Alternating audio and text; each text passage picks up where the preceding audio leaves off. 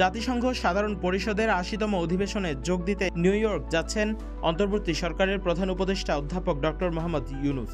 আজ রোববার দিবাগত রাতে তিনি ঢাকা ত্যাগ করবেন। গেল শনিবার ২০ সেপ্টেম্বর প্রধান উপদেষ্টার সিনিয়র সহকারী প্রেস সচিব ফয়েজ আহমেদ এ তথ্য নিশ্চিত করেছেন। এই সফরে প্রধান উপদেষ্টার সঙ্গে যাচ্ছেন ৬ জন রাজনৈতিক নেতা। তারা হলেন বিএনপির মহাসচিব মির্জা ফখরুল ইসলাম আলমগীর, জামায়াতে ইসলামের নায়েবে আমির সৈয়দ আবদুল্লাহ মোহাম্মদ তাহের, সাবেক আমির ডক্টর নকিবুর রহমান তারেক, জাতীয় নাগরিক পার্টির সদস্য সচিব আক্তার হোসেন, যুগ্ম আহ্বায়ক ডক্টর তাসনিম জারা এবং বিএনপির ভারপ্রাপ্ত চেয়ারম্যান তারেক রহমানের পররাষ্ট্র বিষয়ক উপদেষ্টা হুমায়ুন কবির। জাতিসংঘের মঞ্চে বাংলাদেশের বর্তমান রাজনৈতিক পরিস্থিতি এবং সংস্কার কার্যক্রম তুলে ধরার পাশাপাশি রোহিঙ্গা ইস্যুতেও দৃঢ় অবস্থান জানাবেন প্রধান উপদেষ্টা। News desk, CTG post, Chittagong.